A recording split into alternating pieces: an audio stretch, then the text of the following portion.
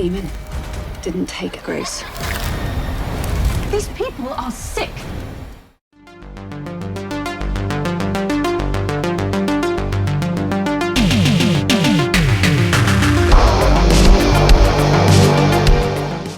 Director William Brent Bell brings us Lord of Misrule, and this 2023 folk horror along the lines of The Wicker Man is a scary and dark movie indeed.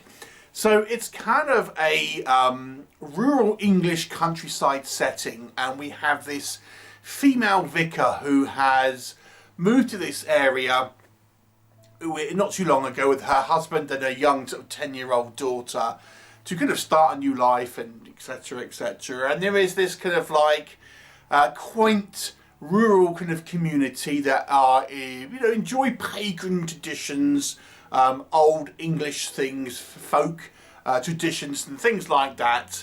And there is this particular festival that they're kind of putting on, and it all seems very lovely, very kind of like harmless at first, but the daughter goes missing, and no one really seems to know anything. That she seems to have potentially kind of been taken into the forest by someone or something, and no one seems to be able to help. No one can kind of really tell our now husband and wife what is going on, and there may well be this kind of tradition, this kind of mythology, this folklore about this kind of essentially woodland spirit type thing that may well have its followers and a conspiracy. Who's involved? Is there an actual supernatural element involved, or is it just kind of people kind of into traditions and things like this?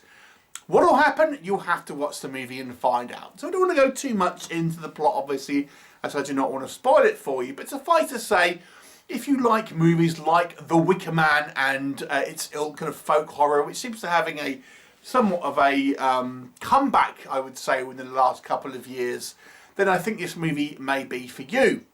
So let's discuss. What do I think works in this movie? I mean, this movie is shot wonderfully. It is dripping with atmosphere, and it's so interestingly visual, this film. I mean, we have this kind of festival, for example, at the beginning of the movie, and you've got this kind of beautiful kind of hazy kind of sunshine sort of shining over this village.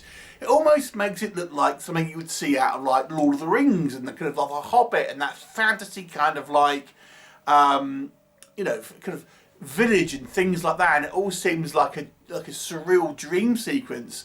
Then you contrast this with obviously the darker stuff that's kind of going on, and towards the end of the movie we get some strikingly kind of like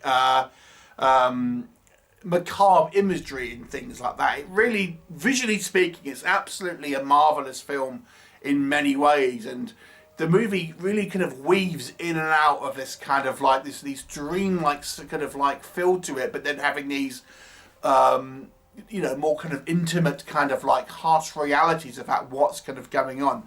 So I found this movie incredibly well shot and incredibly atmospheric. I mean, and the way this film just kind of like, takes you on this kind of journey and weave through these various kind of like elements, kind of bobbing in and out of the kind of the supernatural into more of a kind of corporeal and down to earth kind of settings at times. I thought it was fantastic.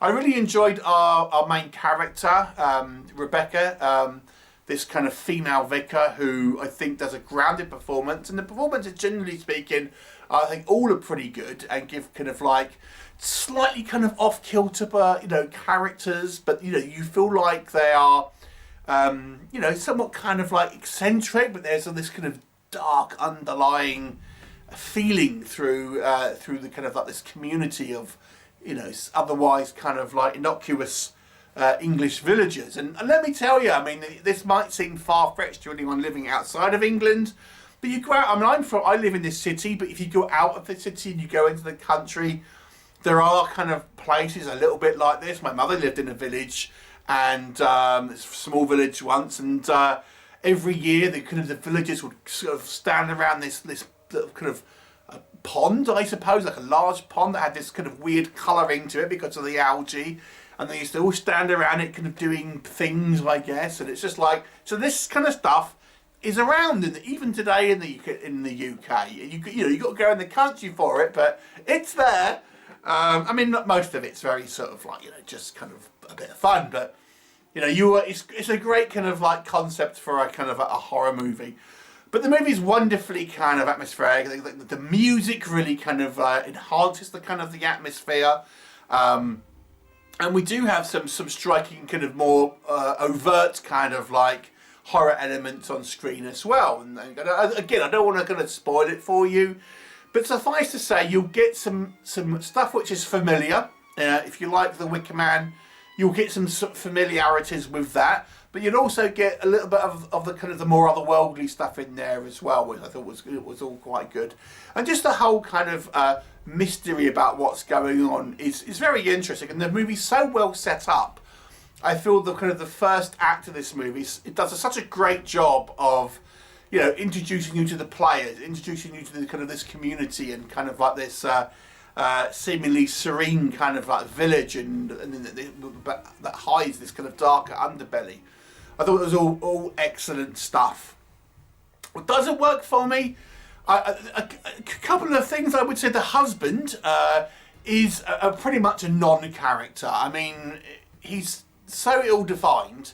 He barely gets any sort of screen time. You wonder what he's doing for most of kind of the movie. I mean, the movie really focuses on the character of Rebecca, this female vicar, who seems to be the forefront of kind of trying to find her daughter, whilst the husband is off screen most of the time. And you always forget he even exists at times, I would say. So there is that. I think the ending is a touch unsatisfying, if I'm completely honest.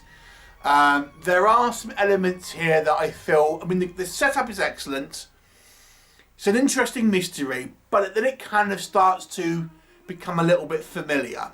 And again, I don't want to spoil, I don't want to kind of like directly kind of reference where it's going, but it will seem familiar, and it will think, it's kind of going into familiar territory that we've seen very much before in this kind of style of movie.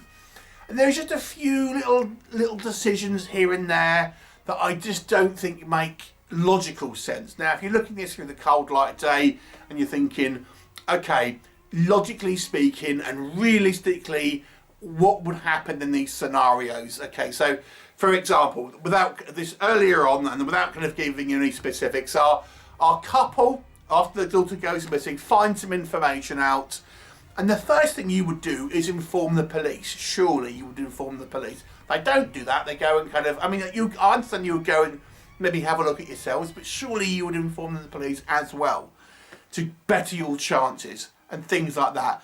There's just a few elements here and there, some practical things. Again, I don't want to spoil it for you. That I don't know if that quite is how it would happen in real life. There's something involving fire, which seems to happen too quickly. A few little things here and there that just don't ring quite true and don't have that kind of, any types of realism in it, I would say. So if you can kind of bury that, you won't mind too much, I don't think. I mean, there are some, the police, for example, are particularly ineffective, and there may be reasons for that, but I thought people would, are maybe, if there is reasons for that, maybe our characters would at least question it, but no.